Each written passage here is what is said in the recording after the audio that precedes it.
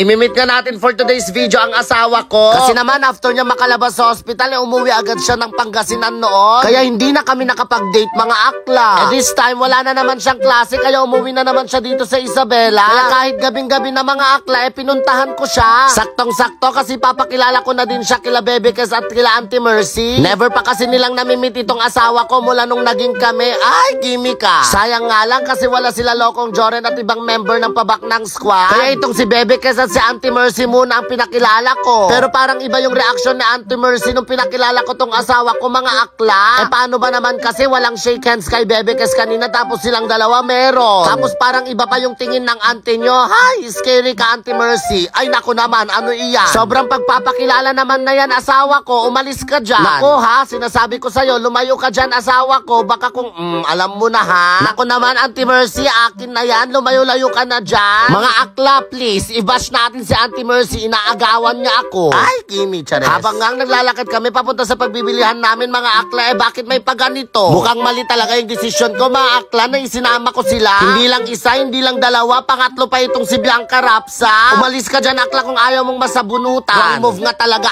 ata yung pagsama ko sa kanila. Sana na lang bumiyahe ako mag-isa mga akla. Feeling ko talaga mawawalan pa ako ng asawa dahil sa tatlong ito. Pero alam ko naman na walang makakapantay sa ganda ko sa kanilang tatlo. Alam kong ako pa rin pipiliin ng asawa ko mga akla. After nga niyang ma-hospital mga akla at ma-confine, talagang pumayat talaga itong asawa ko. Payat man or mataba itong asawa ko, talagang mamahalin ko pa rin talaga siya ng buong buo. Ay, Kimi ka naman akla. Syempre, susulitin natin ang gabi kasama ang asawa ko, kaya naman isubo mo yung straw ha akla, yung straw. Mamaya na yung ibang subo na yan. Ay, Kimi ka talaga. Syempre, tamang kwentuhan lang dito mga akla. Pinag-uusapan na nga namin yung date ng kasal namin. Habang ang sweet-sweet nga namin mga akla ay may biglang nagpa-picture. Napapanood daw niya yung mga vlogs namin ni asawa ko. Oy ha, maraming salamat sa lahat ng mga nagsusupport sa amin ni asawa ko. Ewan ko ba kung bakit ang sad-sad niya dito mga akla. Napapatulala ba naman siya? Tumayo nga muna ako mga akla dahil iihisa na muna ako. Buti na lang iniwan ko yung camera ko at nakita ko tong mga to. Ay nako, linalandi talaga ang asawa ko mga akla.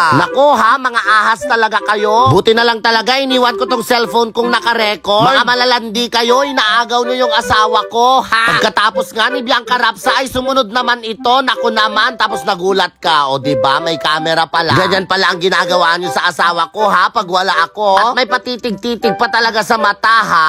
Ano yan? Maglalakad na nga ako dito pabalik sa kanya. Kaya biglang tumayo si Poca. Tapos ito naman hindi pa rin nagpatalo. Sumunod pa naman ang Auntie Mercy nyo. Naku ha, ang lalandi nyo talaga. Mga ahas kayong kaibigan. Chares, Kimi. Ang explanation naman ng Auntie Mercy nyo ay parehas naman daw silang lalaki. Kaya nagyayakapan lang daw sila.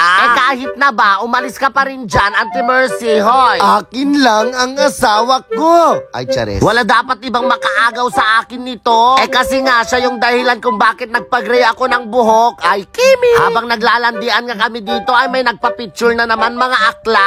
Maraming salamat sa inyo. Next time may pa-frigas ha. Syempre, sinusulit na namin na asawa ko yung oras. Mamimiss ko na naman kasi ito pag pumalik siya ng Pangasinan. Kaya naman sulitin na natin yung oras na kasama ko siya mga akla. Pero itong mga aklang ito talagang pinapainit yung dugo ko. Paano ba naman kasi hindi sila tumitigil sa paglalandi sa asawa ko? Ito naman, gustong gusto. Nasabi ko sa'yo, nag-iisa lang ang Madam Tonyang sa mundo. Bahala ka. At pati kayo ha, hindi talaga kayo tumitigil. Naku naman talaga. Ito na nga ang takpan natin para tumigil na yung mata mo asawa ko. Bago pa nga siya maagaw sa akin, nag-aya na akong umuwi mga akla. Baka kasi mag-expired yung gayumang pinainom ko sa kanya at ma-realize niya na pangit pala talaga ako. Ay, scary ka na. Hi, Auntie Mercy, ano yan? Ba't ang landi? Uwi na nga tayo at baka maagaw mo pa yung asawa ko. O siya, dito ko natatapusin yung video ko. Maraming salamat sa lahat ng mga nanood. Bye.